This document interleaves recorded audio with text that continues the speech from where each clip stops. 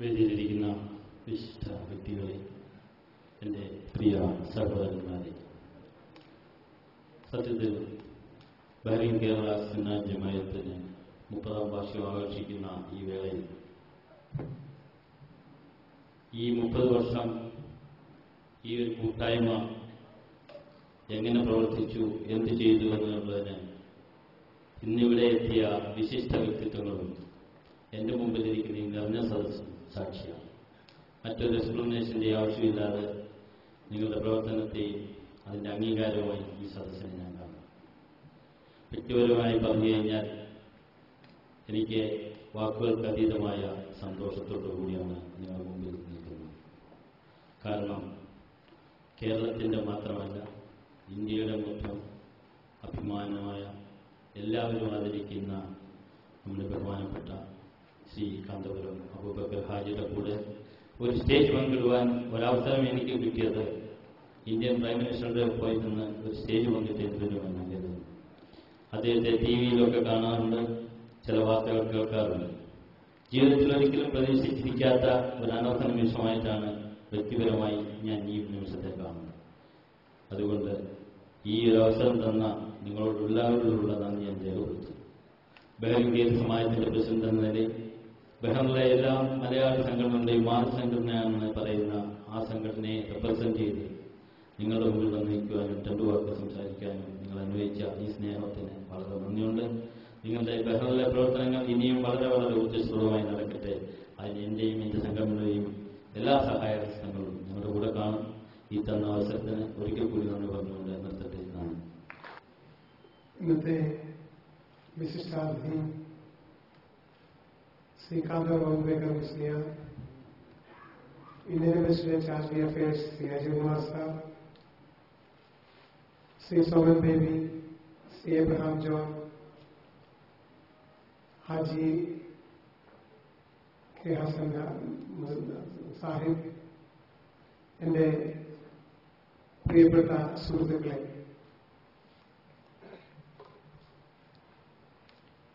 ഏതാണ്ട് 30 വർഷക്കാലം നിങ്ങളുടെ ഈ അസോസിയേഷൻ കേരള ബഹ്റൈൻ സുന്നി ജമാഅത്ത് ചെയ്ത പ്രവർത്തനങ്ങളെ കുറിച്ച് ഓർക്കുമ്പോൾ തീർച്ചയായിട്ടും അഭിമാന പുരസ്കാരം നിങ്ങൾക്ക് പറയുവാൻ സാധിക്കും.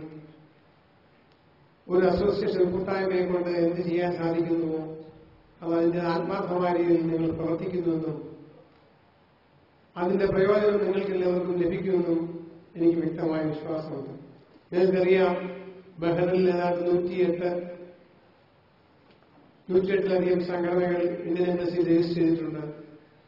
എല്ലാവർക്കും അവരവരുടേതായ പ്രവർത്തനങ്ങളുണ്ടെങ്കിൽ തന്നെയും ഇതിന്റെ മുൻപന്തിയിൽ നിൽക്കുന്ന ഇതിന്റെ സംഘാടകർ അവർ ചെയ്യുന്ന കാരുണ്യ പ്രവർത്തനങ്ങൾ, അവർ ചെയ്യുന്ന സാമൂഹ്യ സേവനങ്ങൾ, മറ്റുള്ളവർക്ക് ഉപകാരപ്രദമായ തരത്തിൽ മെഡിക്കൽ ക്യാമ്പായാലും മറ്റുള്ള തരത്തിൽ പ്രയാസപ്പെടുന്ന ആൾക്കാരെ സഹായിക്കുന്നതിനായാലും ബുദ്ധിമുട്ടുന്നവർക്കിടെ പ്രയാസങ്ങൾ കണ്ടെത്തി അവർക്ക് വേണ്ട സഹായം ചെയ്യുന്നതിനായാലും മുൻപന്തിയിൽ നിൽക്കുന്നെന്നുള്ളത് ഏറ്റവും സുത്യർഹമായ കാര്യമാണ്.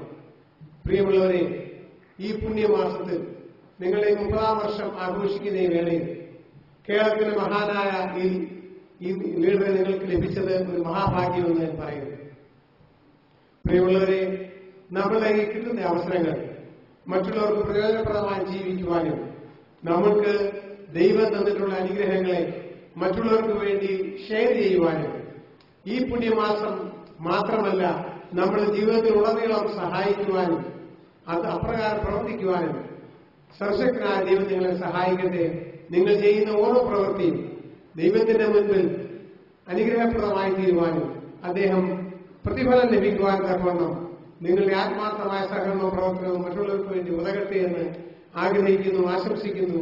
ഇങ്ങനെ ഈ ഒരു മഹാസമ്മേളനത്തിൽ 2 വാക്ക് സംസാരിക്കുവാൻ അവസരം തന്ന ഇതിന്റെ ഭാരമായുള്ള സ്നേഹവും സന്തോഷവും അറിയിക്കുകയും നിങ്ങൾക്ക് ഈ പുണ്യമാസത്തിന്റെ എല്ലാ അനുഗ്രഹങ്ങളും ഒരിക്കൽ കൂടി നേർന്നുകൊണ്ട് നിർത്തുന്നു. നന്ദി, നമസ്കാരം.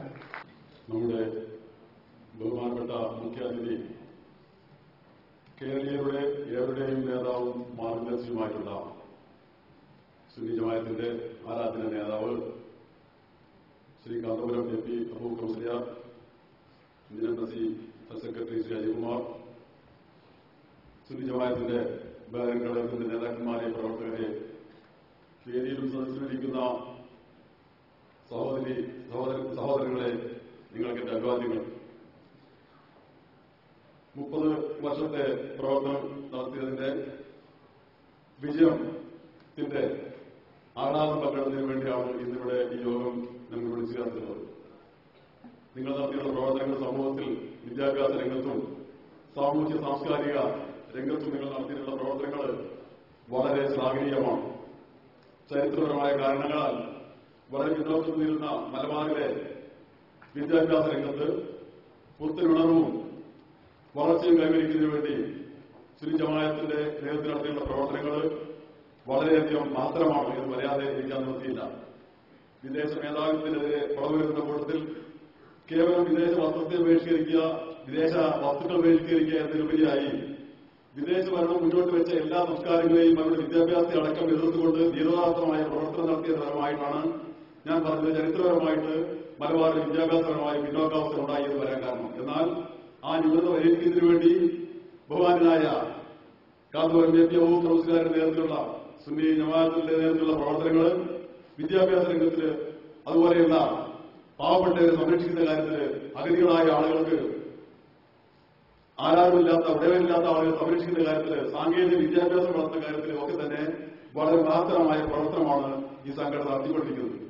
അപ്പോൾ ഇവിടെ നിങ്ങളുടെ നേതൃത്വം നടത്തുന്ന ബഹറിലെ പ്രവർത്തനവും നിങ്ങളുടെ മാതൃക സംഘടന കേരളത്തിൽ നടത്തുന്ന പ്രവർത്തനവും നമ്മുടെ സമൂഹത്തിൽ മൂല്യബോധമുള്ള കുറെ ആളുകളെ വളർത്തിയെടുക്കുന്നതിനും സമൂഹത്തെ വളർച്ചയെ സഹായിക്കുന്നതിനും ഉതകിയിട്ടുണ്ട് എന്ന് വരാതിരിക്കാൻ നിർത്തിയില്ല. ഒരു സമൂഹത്തിന് വേണ്ടിയുള്ള പ്രവർത്തനമാണെങ്കിൽ കൂടി അത് മറ്റു സമൂഹത്തിന് കൂടി അത് സ്വാഭാവികമായിട്ടും അതിന് ഗുണം കിട്ടുന്ന അവസ്ഥയാണ് നമുക്ക് കാണാൻ സാധിക്കുക. നമ്മുടെ കണ്ടത്തിലേക്ക് നമ്മൾ വെള്ളം നനയ്ക്കുമ്പോൾ, ഉണങ്ങി വരുമ്പോൾ നമ്മുടെ കണ്ടത്തിലേക്ക് വെള്ളം നനയ്ക്കുമ്പോൾ അടുത്ത കണ്ടത്തിലേക്ക് കൂടി അതിന്റെ ആ കെളുപ്പ്, വെള്ളത്തിന്റെ ആ കുളിർമ ലഭിക്കുന്ന പോലെ നിങ്ങളുടെ സമൂഹത്തിന് വേണ്ടി നടത്തുന്ന ഈ പ്രവർത്തനം നമ്മുടെ കേരളത്തിലെ മൊത്തം വികസനത്തിന് വേണ്ടി, കേരളത്തിലെ മൊത്തം ജനങ്ങളുടെ ഉന്നതിക്ക് വേണ്ടി ഉപകരിക്കുന്നു എന്നുള്ളത് നമുക്ക് ഏവർക്കും സന്തോഷമുണ്ട്. ഈ പ്രവർത്തനത്തെ ഇവിടുത്തെ ഭരണാധികാരികളും ഗവൺമെന്റ് എത്രമാത്രം കൗതുകത്തോട് നോക്കിക്കാണുന്നു, എത്ര ബഹുമാനത്തോട് നോക്കിക്കാണുന്നതിന്റെ ഉദാഹരണമാണ് നമ്മുടെ ബഹുമാനപ്പെട്ട ഇവിടുത്തെ മുൻ പ്രധാനമന്ത്രിയായിട്ടുള്ള ആ മാന്യ വ്യക്തി അടക്കമുള്ള ആളുകളുടെ പങ്കെടുത്തു. അതോടൊപ്പം നിങ്ങളുടെ പ്രവർത്തനങ്ങൾക്ക് എല്ലാ തരത്തിലുള്ള പ്രവർത്തനങ്ങൾ നടത്തുന്നതിന് വേണ്ടി നിങ്ങൾ സാധിക്കട്ടെ. അതിന് നേതൃത്വം കൊടുക്കുന്ന നമ്മുടെ ബഹുമാനപ്പെട്ട കാന്തപുരം അബൂബക്കർ മുസ്ലിയാർക്ക് എല്ലാ തരത്തിലുള്ള ആരോഗ്യവും ഐശ്വര്യവും എല്ലാം തന്നെ ആശംസിച്ചുകൊണ്ട് ഞാൻ എന്റെ വാക്കുകൾ അവസാനിപ്പിക്കുന്നു. ബഹ്റൈൻ പ്രതിമയുടെ പേര് നിങ്ങൾക്ക് എന്റെ അഭിവാദ്യങ്ങൾ അർപ്പിക്കുന്നു.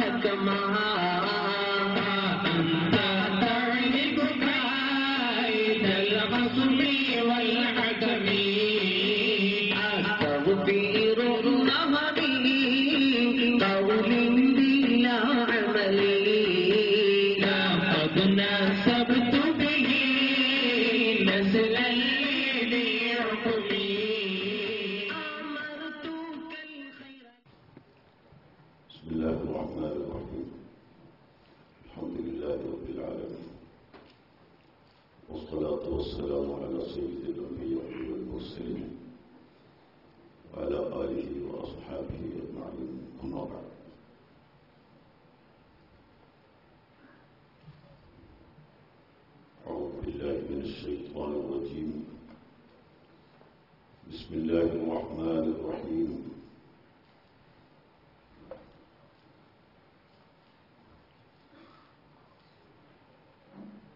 يا أيها الذين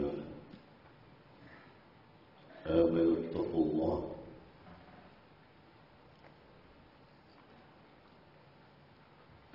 وقولوا قولا سديدا أعمالكم ويغفر لكم ذنوبكم ومن يطع الله ورسوله فقد فاز فوزا عظيما. صدق الله العظيم. الدين النصيحة. صدق رسول الله صلى الله عليه وسلم. اللهم صل على سيدنا محمد وعلى آله وأصحابه صلاة وسلاما عليك يا رسول الله.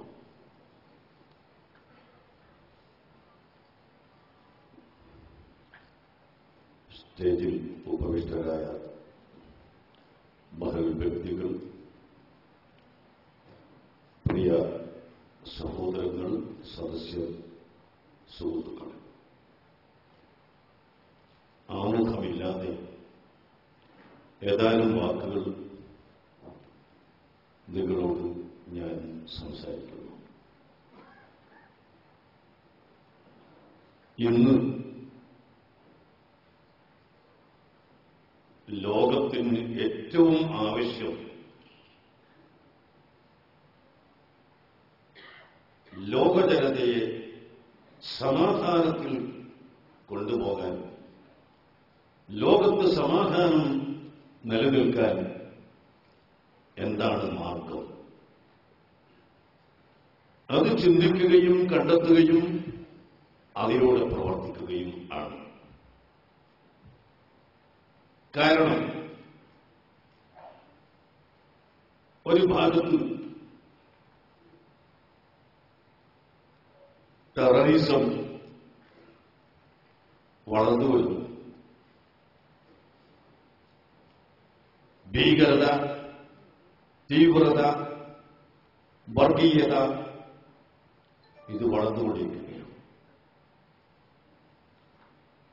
ഒരിക്കലും അംഗീകരിക്കപ്പെടാൻ ന്യായമില്ലാത്ത മതപരമായോ ബുദ്ധിപരമായോ മറ്റേതെങ്കിലും വിധത്തിൽ അംഗീകരിക്കപ്പെടാൻ ന്യായമില്ലാത്ത പ്രവർത്തനങ്ങളാണ് നാം ഇന്ന് കേട്ടുകൊണ്ടിരിക്കുന്നത്. അടുത്ത ഏതാനും ദിവസങ്ങൾക്ക് മുമ്പ് സൗദി അറേബ്യയിലെ നായിഫ് രാജാവിന്റെ നേരെ അദ്ദേഹത്തിന്റെ മകൻ മുഹമ്മദ് ബിൻ നായിഫിന്റെ നേരെ ബോംബ് എറിഞ്ഞു, ചാവേർ നടത്തി. അല്ലാഹുവിന്റെ പതാക കൊണ്ട് അദ്ദേഹം രക്ഷപ്പെട്ടു. ഈ എറിഞ്ഞ ആൾ പൊട്ടിത്തെറിച്ചു പോയി.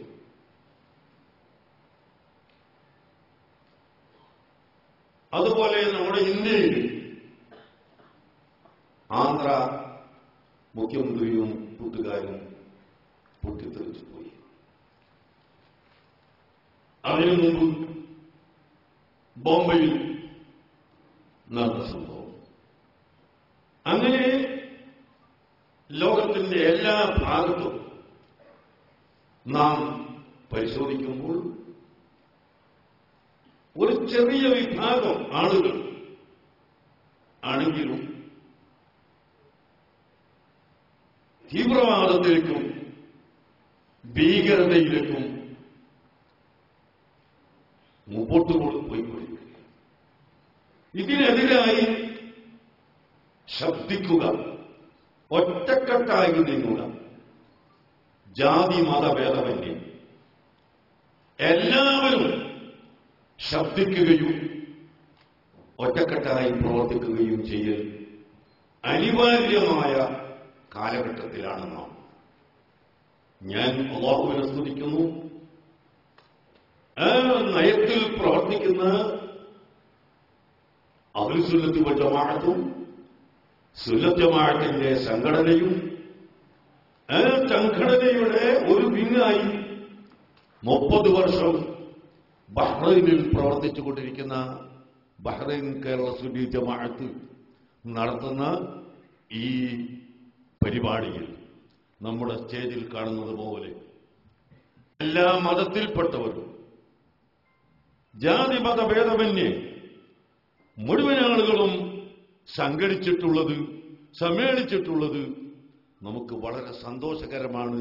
നമ്മുടെ നയത്തിന്റെ ഒരു പ്രധാന അടയാളം കൂടിയാണ് എന്ന് സാന്ദർഭികമായി പറയാൻ ഞാൻ ആഗ്രഹിക്കുകയാണ്.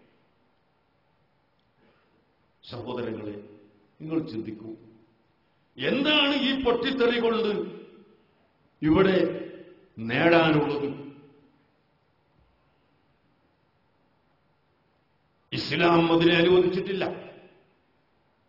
ഒരു മതവും അതിനെ പഠിപ്പിച്ചിട്ടില്ല, മനുഷ്യത്വം അതിന് അനുകൂലമല്ല. എല്ലാം പ്രതികൂലമായ തലിക്കാട്ടാള മൃഗീയ ഈ പ്രവർത്തനത്തിലേക്ക് ചെറുപ്പക്കാർ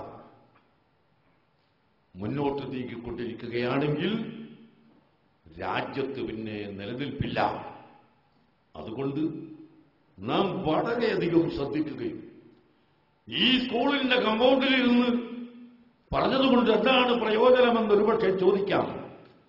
ഞാൻ പറയുന്നു, ഈ കമ്പൗണ്ടിലും ഈ ഹാളിലും മാത്രമല്ല, ലോകത്തിന്റെ എല്ലാ ഭാഗത്തും ഈ ശബ്ദം ഉയരണം, ലോകത്തെ ബോധവൽക്കരിക്കണം, പഠിപ്പിക്കണം. സാർവലൗകികവും സാർവജനീയവും സമ്പൂർണവുമായ ഇസ്ലാം ഇവിടെ വളർന്നത് ഭീകരതയിലൂടെയല്ല, തീവ്രതയിലൂടെയല്ല, പ്രകോപനത്തിലൂടെയല്ല, പ്രലോഭനത്തിലൂടെയല്ല. പരിശുദ്ധ ഖുർആൻ അസന്നിഗ്ധമായി പ്രഖ്യാപിച്ചു, ഫബിമാ റഹ്മത്തിൻ മിനല്ലാഹി ലിൻത ലഹും വലൗ കുൻത ഫവ്വൻ ഗലീദൽ ഖൽബി ലം ഫളൂ മിൻ ഹൗലിക. അല്ലയോ ഹബീബായ മുഹമ്മദ് നബിയെ, അവിടുന്ന് ജനങ്ങളോട് വളരെ വിനയത്തിലും വളരെ സമാധാനത്തിലുമാണ് ബന്ധപ്പെട്ടുകൊണ്ടിരിക്കുന്നത്. അങ്ങയുടെ വിനയം, അങ്ങയുടെ സൽസ്വഭാവം, അതൊന്ന് മാത്രമാണ് ഇസ്ലാം ലോകത്ത് പ്രചരിക്കാൻ കാരണമായത്. മറിച്ച് വലൗ കുൻത ഫവ്വൻ ഗലീദൽ ഖൽബി, ഓ നബിയെ, അവിടുന്ന് തീവ്രവാദിയോ ഭീകരനോ കടുകടുത്ത പരുപരുത്ത സ്വഭാവിയോ ആയിരുന്നു എങ്കിൽ ലം ഫളൂ മിൻ ഹൗലിക, അങ്ങയിലേക്ക് ആരും അടുത്തു വരുമായിരുന്നില്ല, എല്ലാവരും തങ്ങളെ ഒഴിവാക്കി വിട്ടുപോകുമായിരുന്നു. അതുകൊണ്ട് അങ്ങയുടെ സൽസ്വഭാവം, അങ്ങയുടെ വിനയം, അതൊന്നുകൊണ്ട് മാത്രമാണ് പരിശുദ്ധ ഇസ്ലാം ലോകത്ത് പ്രചരിച്ചിട്ടുള്ളത് എന്ന് ഖുർആൻ പഠിപ്പിക്കുന്നു.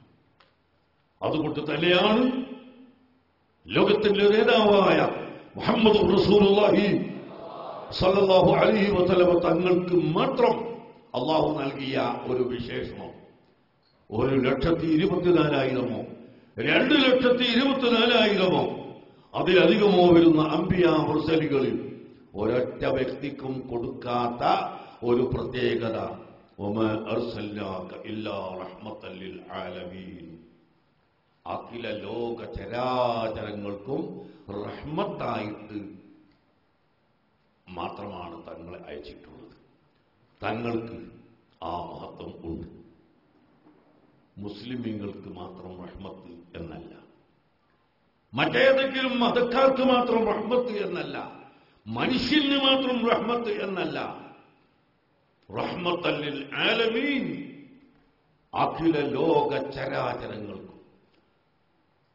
ജീവികൾക്കും നിർജീവിക്കും റഹ്മത്താണ് തങ്ങളെന്ന് പരിശുദ്ധ ഖുർആൻ പഠിപ്പിച്ചു.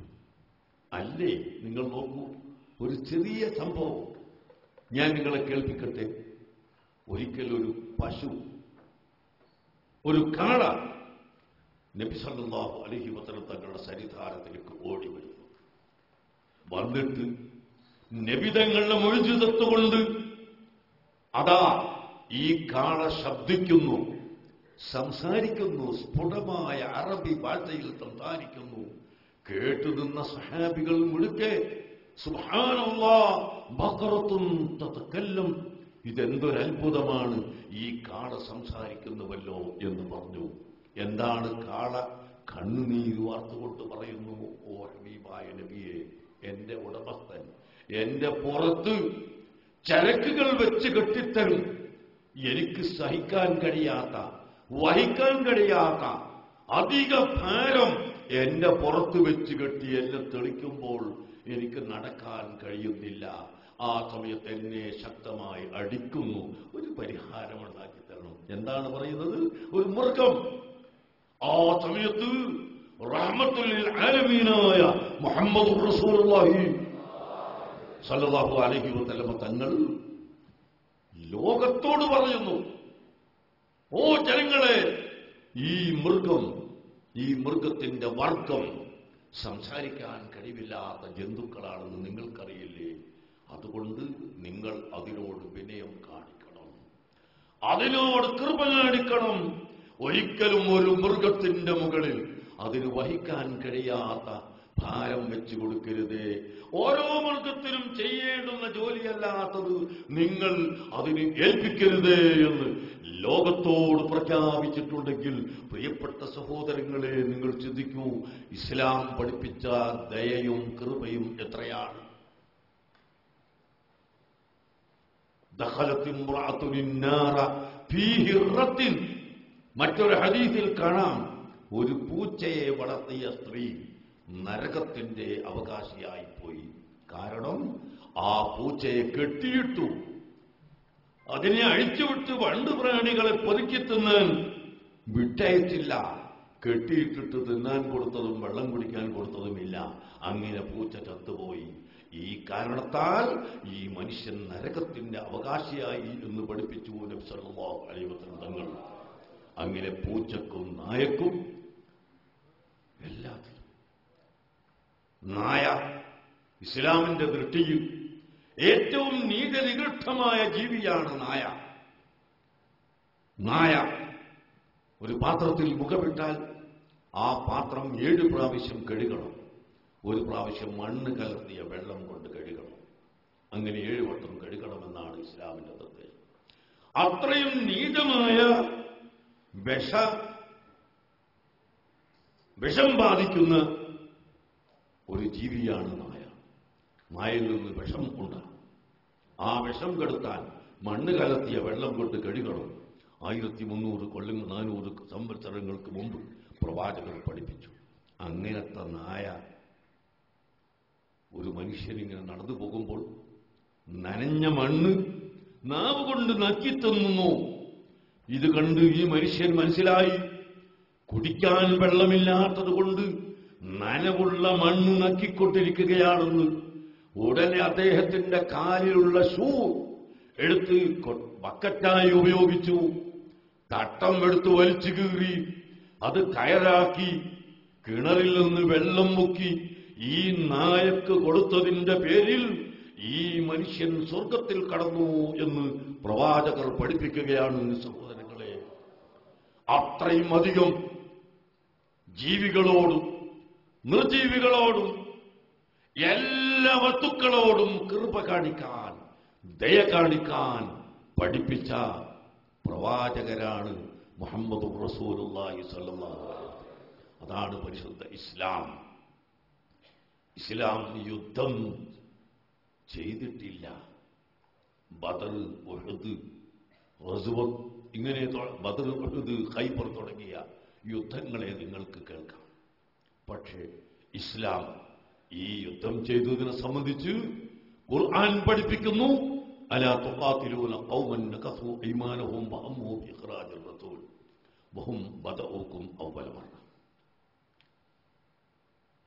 സ്വന്തം നാടായ മക്കയിൽ ജനിച്ചു വളർന്നു. ആ നാട്ടിൽ അവിടുത്തെ മുശ്രിക്കുകളുടെ തലവനായിരുന്ന അബൂജഹലിന് അദ്ദേഹത്തിന്റെ ആശയം പറയാൻ സ്വാതന്ത്ര്യമുണ്ടെങ്കിൽ, അതേ മക്കയിൽ ജനിച്ചു വളർന്ന മുഹമ്മദ് നബിക്ക് നബിയുടെ ആശയവും പറയാൻ സ്വാതന്ത്ര്യമുണ്ടല്ലോ. രണ്ടുപേർക്കും തുല്യമായ സ്വാതന്ത്ര്യമെങ്കിലും വെച്ചു കൊടുത്തുകൂടെ? അത് വെച്ചു കൊടുക്കാതെ തൗഹീദ് പ്രഖ്യാപിച്ചതിന്റെ പേരിൽ കൊല്ലാൻ തീരുമാനിക്കുകയും നാടുകടത്താൻ തീരുമാനിക്കുകയും യുദ്ധപ്രഖ്യാപനം നടത്തുകയും ചെയ്തു. ആ പ്രഖ്യാപനത്തിനെതിരെ ഡിഫൻസ് നടത്തുകയാണ്, പ്രതികരിക്കുകയാണ് ഇസ്ലാം ചെയ്തിട്ടുള്ളത് എന്ന് സൂറത്ത് തൗബയിലെ ആയത്തിലൂടെ നമുക്ക് പഠിക്കാൻ കഴിയും. അങ്ങനെ ജനങ്ങളെ വെറുതെ കൊന്നൊടുക്കാൻ അല്ലെങ്കിൽ നിർബന്ധിച്ചുകൊണ്ട് അടിച്ചമർത്തി ഇസ്ലാമാക്കാൻ ഒരിക്കൽ യുദ്ധവും ഇസ്ലാം ചെയ്തിട്ടില്ല, മുസ്ലിംകൾ ചെയ്തിട്ടില്ല.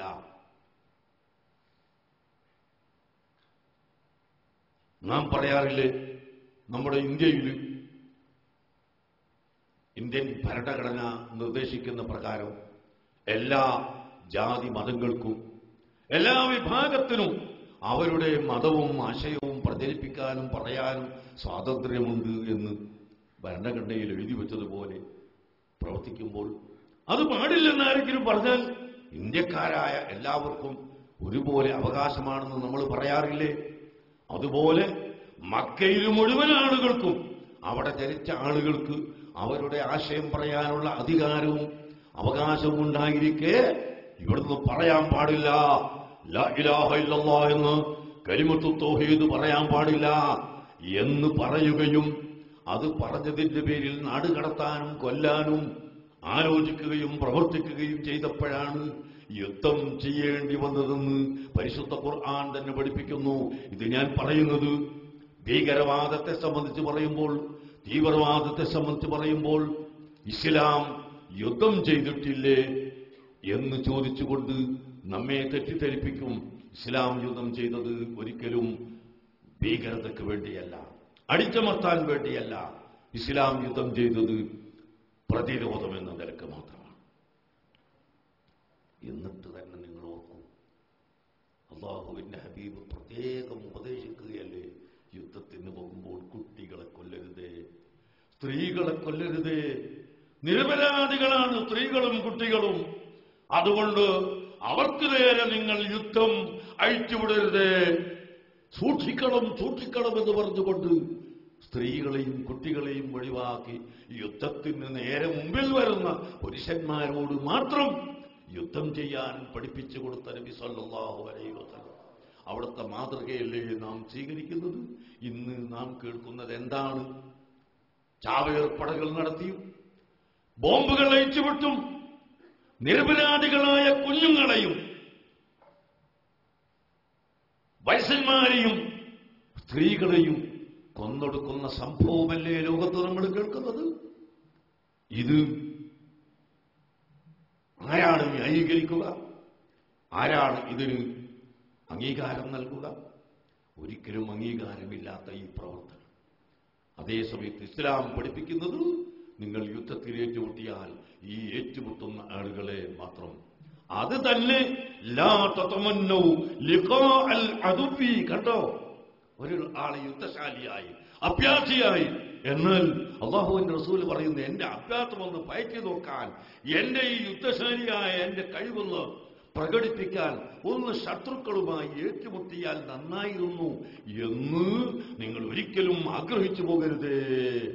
അല്ലാഹുവിന്റെ ഹബീബ് പഠിപ്പിക്കുന്നു, ലാ തതമന്നൗ ലിഖാ അൽ അദുവി, ശത്രുക്കളുമായി ഏറ്റുമുട്ടാനുള്ള സന്ദർഭം ലഭിക്കണം എന്ന് നിങ്ങൾ ഒരിക്കലും ആഗ്രഹിക്കരുത്. പരമാവധി ഒഴിഞ്ഞു മാറണം, പരമാവധി നിങ്ങൾ പിന്മാറണം. അവസാന ഘട്ടത്തിൽ ഒരിക്കലും നിർവാഹമില്ലെങ്കിൽ മാത്രം ശത്രുക്കളോട് നേരിടുക എന്നാണ് ലോകത്തിന്റെ നേതാവായ നബി സല്ലല്ലാഹു അലൈഹി വസല്ലം തങ്ങൾ പഠിപ്പിച്ചത്. അതുകൊണ്ട് ലോകത്ത് സമാധാനമുണ്ടാവാൻ, ലോകത്ത് ശാന്തിയുണ്ടാവാൻ, ഐക്യമുണ്ടാവാൻ അഹ്ലുസുന്നത്ത് വൽ ജമാഅത്തിന്റെ മുഴുവൻ പ്രവർത്തകരും അങ്ങേയറ്റം പ്രവർത്തിക്കണമെന്ന് ഞാൻ ഓർമ്മപ്പെടുത്തുന്നു. പരിശുദ്ധ ഇസ്ലാം സമ്പൂർണ്ണമാണ്, യാതൊരു സംശയവുമില്ല. നിങ്ങൾ കണ്ടില്ലേ, കേരളത്തിലെ ധനകാര്യമന്ത്രി ബില്ല് അവതരിപ്പിക്കുകയാണ് ഇസ്ലാമിക ബാങ്ക് നടപ്പാക്കണമെന്ന്. പക്ഷെ അദ്ദേഹം പറയുന്ന ഇസ്ലാമിക ബാങ്ക് എന്താണെന്ന് പഠിച്ചിട്ട് മാത്രമേ നമുക്ക് 100% അതിനെ അംഗീകരിക്കാൻ പറ്റുള്ളൂ. ഇസ്ലാമിക ബാങ്ക് എന്ന് പറഞ്ഞത് ശരിയല്ലേ, പക്ഷെ അദ്ദേഹം ഉദ്ദേശിക്കുന്ന ബാങ്കും രീതിയും എന്താണെന്ന് പഠിച്ചിട്ട് നമുക്കതിനെ അംഗീകരിക്കാം, എതിർക്കുന്നതും അങ്ങനെ തന്നെ. ഏതായാലും യംഹഖുല്ലാഹു റിബാ വയുർബി സദഖാത്ത്, പരിശുദ്ധ ഖുർആൻ 1400 സംവത്സരങ്ങൾക്ക് മുമ്പ് പഠിപ്പിച്ചു. ലോകത്ത് എങ്ങും പലിശ വ്യാപകമാകുമ്പോൾ, പലിശ വർദ്ധിച്ചു വരുമ്പോൾ, പലിശയിൽ ജനങ്ങൾ മുഴുകുമ്പോൾ അറിയാതെ സാമ്പത്തികമായ നഷ്ടവും സാമ്പത്തിക തകർച്ചയും ഉണ്ടാകും എന്ന് പരിശുദ്ധ ഖുർആൻ പ്രഖ്യാപിച്ചുവെങ്കിൽ ഞാൻ ചോദിക്കട്ടെ, അമേരിക്കയിലെ ബാങ്കിലെ കാശ് എവിടെ പോയി? ബ്രിട്ടനിലെ കാശ് എവിടെ പോയി? ഇന്ത്യയിലെ പണം എവിടെ പോയി? മറ്റ് രാജ്യങ്ങളിൽ പണം എവിടെയോ പോയോ? ആരെങ്കിലും കട്ടുപോയോ? ഇല്ല. ബാങ്ക് അവിടെയുണ്ട്, പണവുമുണ്ട്, ആളുമുണ്ട്, പക്ഷെ എവിടെയും പണമില്ല. എന്താ അതിന് കാരണം? ഒരു ബാങ്ക് കൊള്ളയടിച്ചു പോയാൽ അങ്ങനെ പറയാം, അമേരിക്കയിൽ മുഴുവൻ ബാങ്ക് കൊള്ളയടിച്ചു പോയതാണ്. അല്ല. ബ്രിട്ടനിലെ ബാങ്കുകൾ മുഴുവൻ കൊള്ളയടിച്ചതാണോ? അല്ല. സ്വിറ്റ്സർലാൻഡിലെ ബാങ്കിന് കൊള്ളയടിക്കപ്പെട്ടുവോ? ഇല്ല. ആ ബാങ്കും കാശും വ്യക്തിയും എല്ലാം ഉണ്ടായിരിക്കെ എങ്ങനെ ലോകത്ത് നാശം വന്നു? ബുദ്ധിയുള്ളവർ ചിന്തിക്കുക. അല്ലാഹു തആല ഖുർആനിലൂടെ പഠിപ്പിച്ചു, പലിശ ലോകത്ത് വ്യാപകമാകുമ്പോൾ, പലിശ ലോകത്ത് വർദ്ധിക്കുമ്പോൾ സ്വാഭാവികമായും സാമ്പത്തിക പരാധീനതയും സാമ്പത്തിക തകർച്ചയും ഉണ്ടാകും. അതുകൊണ്ട് ലോകം ചിന്തിക്കുകയാണ്, ഇസ്ലാമിക ബാങ്ക് സിസ്റ്റം വേണം, ഇസ്ലാമിക ബാങ്ക് ഇവിടെ വളരണം. ഞാനിത് പറയുന്നത് ബഹ്റൈൻ കേരളത്തിൽ ബീജമാണ്. അഹ്ലുസുന്നത്തി വൽ ജമാഅത്തിൽ അടിയുറച്ച് വിശ്വസിക്കുന്നവരാണ്. അഹ്ലുസുന്നത്തി വൽ ജമാഅത്ത് എന്നാൽ അത് പഴഞ്ചൻ അല്ല, അത് കെട്ടുകഥയല്ല, അത് ഖുറാഫാത്തുകളല്ല, നൂലാമാലകളല്ല, മറിച്ച് അഷ്റഫുൽ ഖൽഖ് മുഹമ്മദുർ റസൂലുള്ളാഹി സ്വല്ലല്ലാഹു അലൈഹി വസല്ലമ തങ്ങൾ അവിടുത്തെ സ്വഹാബത്തിന് നീണ്ട 23 കൊല്ലക്കാലങ്ങളെ കൊണ്ട് പഠിപ്പിച്ചു കൊടുത്ത ദീൻ, അവിടുത്തെ സ്വഹാബത്ത് അനുചരന്മാർക്ക് പഠിപ്പിച്ചു കൊടുത്തത്, അനുചരന്മാർ അവരുടെ പിൻഗാമികൾക്ക് പഠിപ്പിച്ചു കൊടുത്തത്, അങ്ങേ തലമുറയായി കൈമാറി വന്ന ആ മഹത്തായ സരണി, ആ വഴി, അതാണ് അഹ്ലുസുന്നത്ത് വൽ ജമാഅത്തിന്റെ വിശ്വാസം. അഹ്ലുസുന്നത്ത് വൽ ജമാഅത്തിന്റെ വളർച്ചയും ഞാൻ നേരത്തെ പറഞ്ഞതുപോലെ സമാധാനത്തിലൂടെയാണ്. അത് പരമ്പരാഗതമായി മഹാന്മാരായ ആളുകൾ ചെയ്തു വന്നിട്ടുള്ളതാണ് എന്ന് ഞാൻ നിങ്ങളെ ഓർമ്മപ്പെടുത്തുന്നു. അതുകൊണ്ട് ഇനിയും നിങ്ങൾ പ്രവർത്തന രംഗത്ത് നിരതരാവണം. ഒരുപാട് വിജയം നമുക്ക് മുന്നോട്ട് നീങ്ങാനുണ്ട്. നിങ്ങൾ നോക്കൂ, ഞാൻ ബഹ്റൈനിൽ ഇതിനു മുമ്പും പലപ്പോഴും 1-2-3 പ്രാവശ്യം വന്നിട്ടുണ്ട്. പക്ഷേ അന്ന് വന്നതിനേക്കാൾ കൂടുതൽ ഇസ്സത്തോടെ ബഹ്റൈൻ ഗവൺമെന്റിന്റെ അതിഥിയായി സാധുവായ എനിക്ക് വരാൻ സാധിക്കുകയും വലിയ വലിയ മഹാന്മാരായ ആളുകൾക്ക് ആദരിച്ചതുപോലെ എന്റെ എളിയ പ്രവർത്തനത്തെ പ്രശംസിച്ചുകൊണ്ട് എനിക്ക് ആദരവ് നൽകുകയും ചെയ്തു. ആ പ്രശസ്തി പത്രത്തിൽ പറയുന്നത് തന്നെ നിങ്ങളുടെ ദീനീ പ്രവർത്തനത്തിന്, നിങ്ങളുടെ സേവനത്തിന് നന്ദിയായാണ് ഞങ്ങൾ തരുന്നത് എന്ന്. എന്റെ നന്ദി, എന്റെ പ്രവർത്തനം എങ്ങനെ ബഹ്റൈൻ ഗവൺമെന്റ് അറിഞ്ഞു? അത് ലോകത്ത് മുഴുവനും ചിന്തിക്കുന്ന, അറിയുന്ന മഹാന്മാർ അതിൽ നിന്ന് പഠിക്കുകയാണ്, അവർ മനസ്സിലാക്കുകയാണ്. നമ്മളത്ര വലുതൊന്നും ചെയ്തിട്ടില്ല, എന്നാലും അല്പമെല്ലാം നിങ്ങളുടെ സഹായത്തോടെ, ജനങ്ങളുടെ സഹായത്തോടെ ചെയ്തുകൊണ്ടിരിക്കുന്നു. നിങ്ങൾക്കറിയാം, മർക്കസ് സഖാഫത്തി സുന്നിയ എന്ന സ്ഥാപനം 1978 ഏപ്രിൽ മാസത്തിൽ അത് തറക്കല്ലിട്ടു. അവിടുന്ന് 2 വർഷം കഴിഞ്ഞപ്പോൾ 25 യതീം കുട്ടികളെ കൊണ്ട് ആരംഭിച്ചു. ആ സ്ഥാപനത്തിൽ നിന്ന് 35,000 വിദ്യാർത്ഥികൾ ഈ കാലയളവിൽ പഠിച്ച് ഡിഗ്രി എടുത്ത് പുറത്തിറങ്ങി ലോകത്ത് മുഴുവനും പ്രവർത്തിച്ചു കൊണ്ടിരിക്കുകയാണ്. അതിൽ 5000-ത്തിലധികം യതീമായ അനാഥ കുട്ടികൾ തന്നെ പഠിച്ചിട്ടുണ്ട്. ഇന്ന് ഇവിടെ ഖിറാഅത്ത് നടത്തിയ കുട്ടി മർക്കസ് യതീം ഖാനയിൽ 8 കൊല്ലം പഠിച്ചിട്ടുള്ള കുട്ടിയാണ്.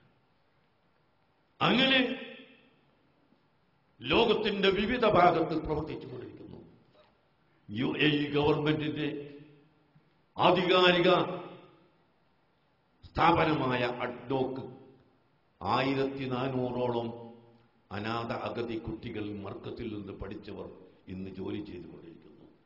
അവിടുത്തെ കമ്പ്യൂട്ടർ നന്നാക്കുന്നതും അതിൽ സൂപ്പർവൈസിംഗ് നടത്തുന്നതും അവിടുത്തെ മുഴുവൻ പ്രവർത്തനങ്ങൾ ചെയ്യുന്നതും നമ്മുടെ മർക്കസിൽ നിന്ന് പോയ കുട്ടികളാണ്. 1 ലക്ഷം രൂപ വരെ ശമ്പളം വാങ്ങുന്ന വിദ്യാർത്ഥികൾ ഇന്നുണ്ട്. അത് മതപരമായ അറിവും ഭൗതികമായ അറിവും 2 അറിവും കൂടി കൂട്ടി ഞങ്ങൾ പഠിക്കുന്നത് കൊണ്ടാണ്. ഭൗതികമായി മാത്രം മുന്നേറി ഇസ്ലാമിനെ പറ്റി പഠിക്കാതെ കള്ളുകുടിയനും വ്യഭിചാരിയും അക്രമിയുമായി പോയാൽ അവന്റെ വിദ്യാഭ്യാസം കൊണ്ട് പ്രയോജനമില്ല. അതേസമയം മതപരമായി പഠിച്ചു വളർന്ന് ലോകത്തെ സംബന്ധിച്ച് ചിന്തിക്കാതെയോ അറിയാതെയോ പോയാൽ അവരിവിടെ ജീവിക്കാൻ കഴിയുകയില്ല. അതുകൊണ്ട് തന്നെ മർക്കസ് മതഭൗതിക സാങ്കേതിക സമുന്നയ വിദ്യാഭ്യാസത്തിന് തുടക്കം കുറിക്കുകയും പ്രാധാന്യം നൽകുകയും ചെയ്ത് അൽഹംദുലില്ലാ 32 വർഷം ആ സ്ഥാപനം ഇന്ന് പിന്നിട്ട് അതിൽ നിന്ന് 35,000-ഓളം വിദ്യാർത്ഥികൾ പഠിച്ച് പുറത്തിറങ്ങി. ഇന്ന് ഒരേ ഒരു കമ്പൗണ്ടിൽ 10,000 വിദ്യാർത്ഥികൾ പഠിക്കുകയാണ്. ആ 10,000-ൽ 2,000 പേർ അനാഥ കുട്ടികളാണ്. അനാഥ കുട്ടികളിൽ 1000 പേർ മർക്കസിൽ താമസിക്കുന്നു. 1000 പേർ ഹോം കെയർ പദ്ധതി അഥവാ വീട്ടിൽ വെച്ച് വളർത്തുന്ന പദ്ധതി. 2 വയസ്സ് മുതൽ 8 വയസ്സ് വരെയുള്ള ചെറിയ കുട്ടികൾ അവരുടെ പിതാവ് മരണപ്പെട്ടു പോയാൽ മർക്കസിൽ കൊണ്ടുവന്ന് പഠിപ്പിക്കാൻ കഴിയില്ല. അവരെ വീട്ടിൽ വെച്ച് തന്നെ വളർത്തുന്നു. അവർക്ക് ആവശ്യമായ എല്ലാ ചെലവുകളും ഞങ്ങൾ ചെയ്തു കൊടുക്കുന്നു. അങ്ങനെ 1000 വിദ്യാർത്ഥികൾ ഹോം കെയർ പദ്ധതിയിലുണ്ട്. 1000 അല്ല, 10,000 അല്ല, എത്രയോ ഉണ്ട്. കേരളത്തിൽ മാത്രമല്ല, ഞങ്ങൾ ബോംബെയിലും ഡൽഹിയിലും ബംഗാളിലും ബീഹാറിലും ഒറീസയിലും അവിടെയൊക്കെയുള്ള പാവപ്പെട്ട കുട്ടികളെ എടുത്ത് ഞങ്ങൾ പഠിപ്പിക്കുന്നു. കഴിഞ്ഞ 2 ആഴ്ച മുമ്പ് ജമ്മു കാശ്മീരിൽ ഞാനൊരു സ്കൂൾ കെട്ടിടം ഉദ്ഘാടനത്തിന് പോയി. നമ്മൾ മർക്കസ് ഉണ്ടാക്കിയതാണ്. 1000 കുട്ടികൾ പഠിക്കുന്ന ഒരു സ്കൂൾ കെട്ടിടം. ആ കെട്ടിടത്തിന്റെ ഉദ്ഘാടനത്തിന് പോയപ്പോൾ എന്റെ കണ്ണിൽ നിന്ന് കണ്ണുനീര് വരികയാണ്. മലയിടുക്കുകളിൽ ഞെരുങ്ങി ജീവിക്കുന്ന സാധുക്കളായ പാവങ്ങളായ ആളുകൾ. സാധുവായ ഞാനങ്ങോട്ട് പോകുമ്പോൾ 350 കിലോമീറ്റർ എയർപോർട്ടിൽ നിന്നും പൂഞ്ച് എന്ന സ്ഥലത്തേക്ക് ഞാൻ കാറിലോടുമ്പോൾ വഴിയിൽ മുഴുവനും ആളുകൾ തടിച്ചുകൂടി ഞങ്ങൾക്ക് സ്കൂൾ വേണം, ഞങ്ങൾക്ക് മദ്രസ വേണം, ഞങ്ങൾക്ക് പഠിക്കാൻ സൗകര്യമില്ല എന്ന് പറയുന്ന കാഴ്ച കണ്ടപ്പോൾ ഞാൻ കരഞ്ഞുപോയി. അല്ലാഹുവേ, നീ കഴിവുള്ളവനാണല്ലോ, നീ അത് എളുപ്പമാക്കണമെന്ന് ഞാൻ പ്രാർത്ഥിച്ചു. അടുത്ത ദിവസം ഇൻഷാ അല്ലാഹ് പെരുന്നാൾ കഴിഞ്ഞാൽ അബുദാബി ഗവൺമെന്റിന്റെ സഹായത്തോടെ ശ്രീനഗറിൽ നിർമ്മിച്ച മറ്റൊരു സ്കൂളും മദ്രസയും ഞങ്ങൾ ഉദ്ഘാടനം ചെയ്യാൻ പോവുകയാണ്. നിങ്ങൾക്ക് കേൾക്കണോ? അള്ളാഹുവിന്റെ സഹായമുണ്ടെങ്കിൽ മാത്രമേ നടക്കുകയുള്ളൂ. അന്തമാൻ നിങ്ങൾ കേട്ട് കാണും. ബ്രിട്ടീഷുകാരുടെ യുദ്ധകാലത്ത് വൈദേശികരെ നാടുകടത്തുന്ന സമയത്ത് അവിടെ നിന്നും നാട് കടത്തപ്പെട്ട മുസ്ലിമീങ്ങളും അല്ലാത്തവരും ബ്രിട്ടീഷുകാർക്കെതിരായി പ്രവർത്തിച്ച മുഴുവൻ ആളുകളെയും അന്ന് നാടുകടത്തപ്പെട്ട സ്ഥലമാണ് അന്തമാൻ. അവിടെ ഒരു അത്ഭുത സംഭവം ഉണ്ടായി. എന്താണ് സംഭവം? കഴിഞ്ഞ സുനാമിയുടെ കാലത്ത് വെള്ളപ്പൊക്കമുണ്ടായി. ലക്ഷത്തിലധികം ആളുകൾ, അല്ല 10,000-ത്തിലധികം ആളുകൾ അവിടെ മരിച്ചുപോയി. മരിച്ചു കഴിഞ്ഞ് വെള്ളം താഴോട്ടിറങ്ങി. ഒരത്ഭുത സംഭവം. പാനിക്കാട് പള്ളി എന്ന ഒരു പള്ളിയുണ്ട് അവിടെ. ആ പള്ളിയുടെ പരിസരത്ത് ഒരു വൃക്ഷത്തിന്റെ മുകളിൽ 2 കുട്ടികൾ ഒട്ടിപ്പിടിച്ചു നിൽക്കുന്നു. 2.5 വയസ്സായ ഒരു കുട്ടിയും 3 വയസ്സായ ഒരു കുട്ടിയും ഈ മരത്തിൽ ഇങ്ങനെ ഒട്ടിപ്പിടിച്ചു നിൽക്കുന്നു. മരിച്ചു പോയിട്ടുണ്ടാകുമെന്ന് കരുതി ജനങ്ങൾ കയറി ചെല്ലുമ്പോൾ ആ പിഞ്ചുമക്കൾ മരിച്ചിട്ടില്ല. നിങ്ങൾ മനസ്സിലാക്കണം, നമ്മുടെ സഹോദരന്മാർ എടുത്തുകൊണ്ടുവന്നു ആശുപത്രിയിലാക്കി ചികിത്സിച്ചു. ആ കുട്ടികൾ ഇന്ന് ജീവിച്ചിരിക്കുന്നു. അങ്ങനെ അനാഥകളായ കുട്ടികൾ അവിടെയും മുസ്ലിമോ അമുസ്ലിമോ എന്ന് നോക്കാതെ, ജാതിമതം നോക്കാതെ ആ പാവപ്പെട്ട കുട്ടികളെ മുഴുവനും വെള്ളത്തിൽ നിന്ന് പെറുക്കിയെടുത്തുകൊണ്ടുവന്ന് 10-50ഓളം പിഞ്ചുമക്കളെ പെറുക്കിയെടുത്ത് എനിക്ക് ടെലിഫോൺ ചെയ്യുന്നു. അന്തമാൻ SYS സെക്രട്ടറി എനിക്ക് ഫോൺ ചെയ്യുന്നു. യാതൊരു മാർഗവുമില്ല, കുട്ടികളെ എടുത്തിരിക്കുന്നു, അവരെ വളർത്താൻ. ഞാൻ ഉടനെ 1,00,000 ഉറുപ്പിക അങ്ങോട്ട് അയച്ചു കൊടുത്തു, പാവപ്പെട്ടവർക്ക് വിതരണം ചെയ്യാൻ, അരി വാങ്ങിക്കൊടുക്കാൻ.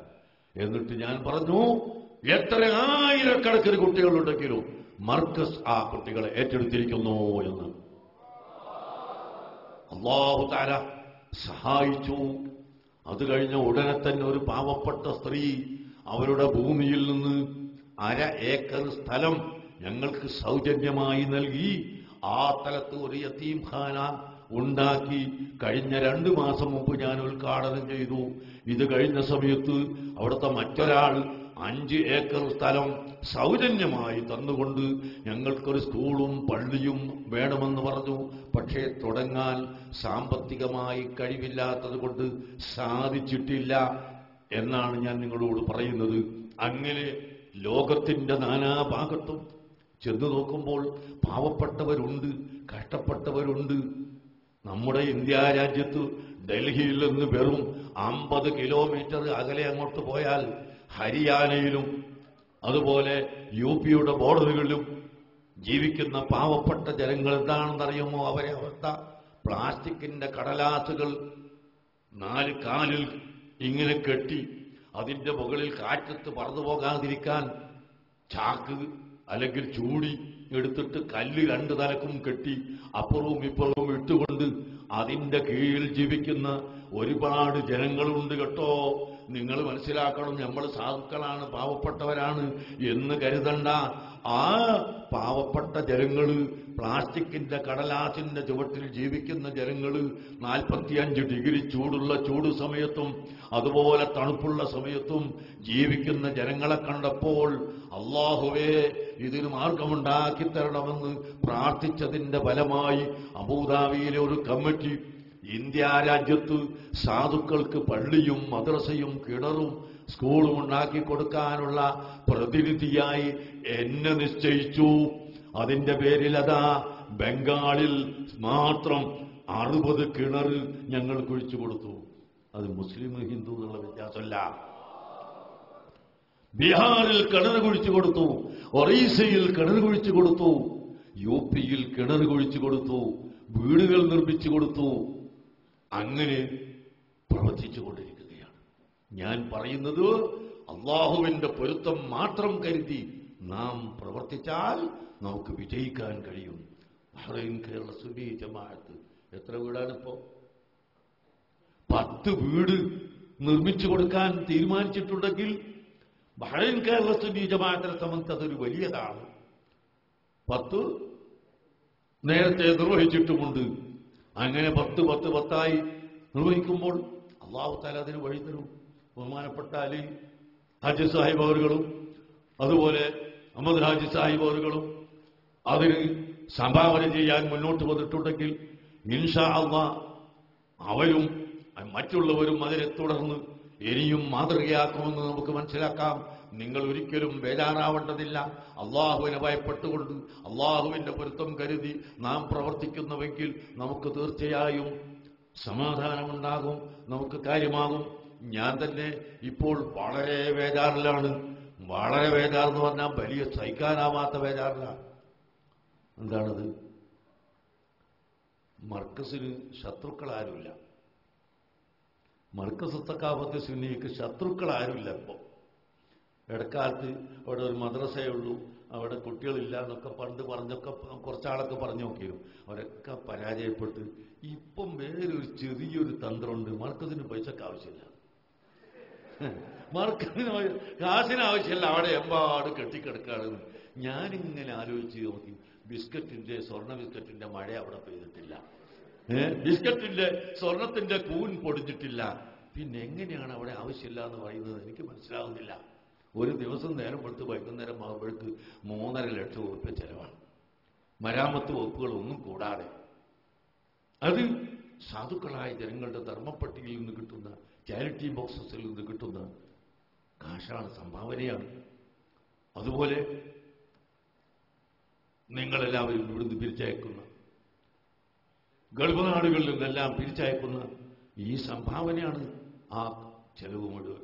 ഞാൻ പറഞ്ഞില്ലേ, 2000 നിത്യം കുട്ടികൾക്ക് എല്ലാ ഭക്ഷണവും വെള്ളവും വസ്ത്രവും മരുന്നും ചെരുപ്പും കുടയും എല്ലാം അവർക്ക് കൊടുക്കുന്നു. കൂടാതെ 3000 കുട്ടികൾക്ക് വേറെയും അനാഥ അഗതികളായ കുട്ടികൾക്ക് കൊടുക്കുന്നു. ഇതെല്ലാം പാവപ്പെട്ടവരുടെ സഹായമാണ്. വിദ്യാഭ്യാസ സ്ഥാപനം ഉണ്ടാക്കി 100% അൽഹംദുലില്ലാ 250 ഇംഗ്ലീഷ് മീഡിയം സ്കൂളിന് ഇന്ന് ഞങ്ങൾ നേതൃത്വം വഹിക്കുന്നുണ്ട്. IAME എന്നൊരു സംഘടന ഉണ്ടാക്കി ഈ 250 സ്കൂളിലേക്കും പാഠപുസ്തകം നിർണയിച്ചു കൊടുക്കുന്നത്, അവിടെ അധ്യാപകരെ നിശ്ചയിക്കുന്നത്, അവിടെ പ്രിൻസിപ്പൽമാരെ നിശ്ചയിക്കുന്നത്, ഇതെല്ലാം മർക്കസിന്റെ കീഴിലാണ്. എല്ലാ സ്കൂളും ഞങ്ങൾ ഉണ്ടാക്കിയതല്ല, അങ്ങനെ തെറ്റിദ്ധരിച്ചുകൊണ്ട.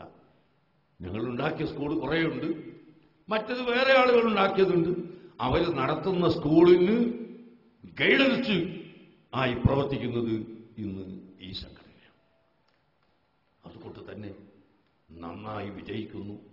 മർക്കസ് നേരിട്ട് നടത്തുന്ന 10ലധികം ഇംഗ്ലീഷ് മീഡിയം സ്കൂള് എല്ലാം SSLCയും +2വും 100% പാസ്സായി കഴിഞ്ഞ പരീക്ഷയിൽ. എന്തുകൊണ്ട്?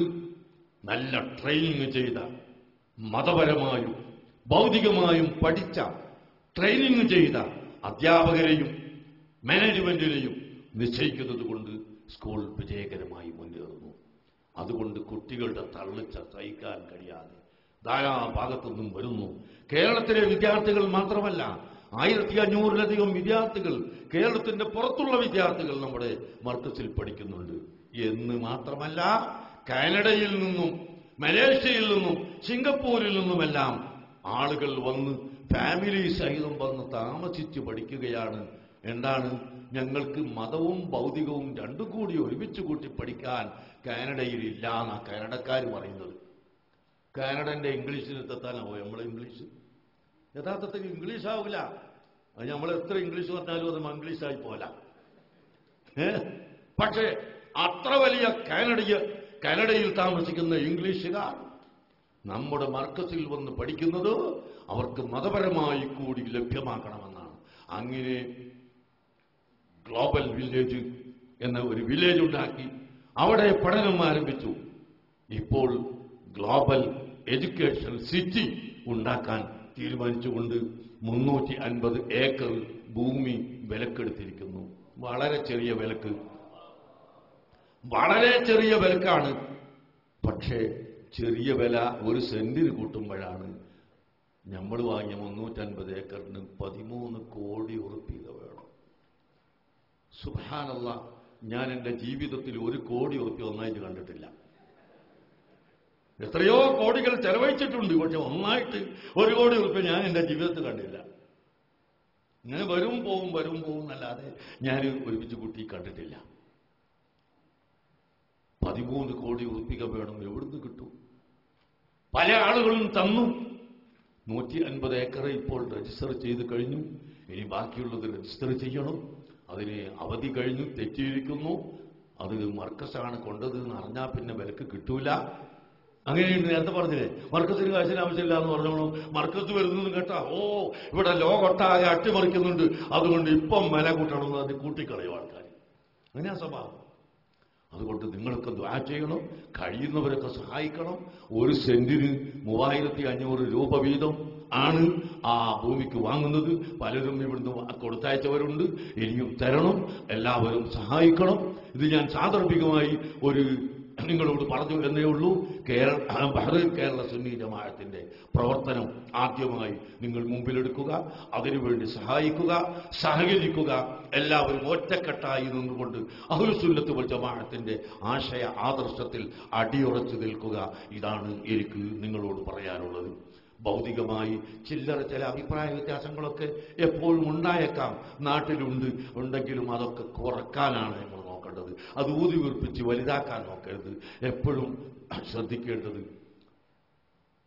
നേരത്തെ അതിലേക്ക് നമ്മുടെ പ്രാസംഗികൻ ഒരാൾ സോമൻ ബേബി സൂചിപ്പിക്കുകയുണ്ടായി. കേരളത്തിൽ നടന്ന സംഭവങ്ങളെ സംബന്ധിച്ച് ഞങ്ങൾ അതാണ് പഠിപ്പിക്കുന്നത്, ഞങ്ങൾ അനുയായികളെ പഠിപ്പിക്കുന്നത് അതാണ്, അനുയായികളോട് ഉപദേശിക്കുന്നത് അതാണ്. എപ്പോഴും നിങ്ങൾ അടുക്കണം, എപ്പോഴും നിങ്ങൾ സൗഹൃദമുണ്ടാക്കണം, എപ്പോഴും നിങ്ങൾ സമാധാനത്തിന് വേണ്ടി പ്രവർത്തിക്കണം. അതാണ് നിങ്ങൾ പഠിപ്പിക്കുന്നത്.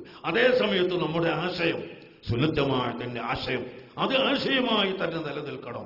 അത് യാതൊരു വിട്ടുവീഴ്ചയുമില്ലാതെ അത് മുറുകെ പിടിച്ചുകൊണ്ട് തന്നെ നമുക്ക് മുന്നോട്ട് പോകാം. അതിന് കഴിയും. അതാണ് ഞങ്ങൾക്ക് പറയാനുള്ളത്. അതുകൊണ്ട് ഞാൻ എൻ്റെ പ്രസംഗം നീട്ടുന്നില്ല. അല്ലാഹു തആല ചെയ്ത വലിയ നിഅമത്ത്. ആരാണ് ഇപ്പോൾ ഇവിടെ വന്ന് നമ്മളെ നേരത്തെ ഇവരൊക്കെ പറഞ്ഞതുപോലെ ഇവിടെ ഉപപ്രധാനമന്ത്രിയായി വളരെ കാലം സേവനമനുഷ്ഠിച്ച ആളും ഇന്ന് രാജകുടുംബത്തിന്റെ തലവനായി ഹെഡായി നിൽക്കുന്ന വ്യക്തിയും സുപ്രീം കൗൺസിൽ, ഇസ്ലാമിക് അഫയേഴ്സിന്റെ സുപ്രീം കൗൺസിൽ ചെയർമാനും നമ്മുടെ സാധുക്കളുടെ പരിപാടി വന്ന് ഉദ്ഘാടനം ചെയ്ത് എന്ന് പറഞ്ഞാൽ ഇത് നമ്മളുടെ ഈ പ്രവർത്തകന്മാരുടെ എളിമത്തരം കൊണ്ട് സാധിച്ചതാണ്. നമ്മൾ വിചാരിക്കും സാധാരണ ഒരാളൊന്നല്ലല്ലോ, അവരെ കിട്ടാൻ വളരെ പ്രയാസമാണല്ലോ. അവർ വന്ന് എന്നിട്ട് പോകും ചോദിക്കുക, മതിയോ ഞാൻ ഇരുന്നത് മതിയോ, ഞാൻ പോകാനായോ എന്ന് ചോദിച്ചപ്പോൾ ഞാൻ പറഞ്ഞു പോകാറായി, ഇനി ഞങ്ങൾ മലയാളത്തിലാണ് പ്രസംഗിക്കുക, അതുകൊണ്ട് അവിടെ നിന്ന് ഇവിടെ ഇരിക്കണ്ടെന്ന് പറഞ്ഞു. അങ്ങനെ അദ്ദേഹം വന്നതുകൊണ്ട് ഇവിടുത്തെ വേറെയും വലിയ പ്രഗത്ഭരായ ആലിമ്യങ്ങളൊക്കെ വന്നു, വലിയ നേതാക്കൾ വന്നു. ഇത് നിങ്ങളാരും അഹങ്കരിച്ചു പോകരുത്. ഞങ്ങൾ സുന്നി ജമാഅത്തിന്റെ ആളുകൾ അങ്ങനെയാണെന്നുള്ള ഒരഹങ്കാരത്തിന്റെ ഒരണുമണി നമ്മുടെ കൽബിൽ വരാൻ പാടില്ല. അഹങ്കാരത്തിന്റെ ഒരണുമണി നമ്മുടെ ഹൃദയത്തിൽ എപ്പോഴെങ്കിലും വന്നാൽ നമ്മൾ പരാജയപ്പെട്ടു പോകും. മറിച്ച് നമുക്ക് എപ്പോഴും വിനയമാണ് വേണ്ടത്. അല്ലാഹു സുബ്ഹാനഹു വ തആല തൗഫീഖ് നൽകുമാറാകട്ടെ. അല്ലാഹു തആല നമുക്ക് ഇഹപര വിജയം നൽകുമാറാകട്ടെ. ഞാൻ അവസാനിപ്പിക്കുന്നു. ഹബീബായ മുഹമ്മദ് റസൂലുള്ളാഹി സ്വല്ലല്ലാഹു അലൈഹി വസല്ലം തങ്ങളുടെ പേരിൽ ഒരു 3 സ്വലാത്ത് നമുക്ക് എല്ലാം. മൗലായ സ്വല്ലി വസല്ലിം ഈമാൻ അബദാ അലാ ഹബീബിക ഖൈർ خلق كلهم يا أكرم الخلق من نلوذ به سواك عند حلول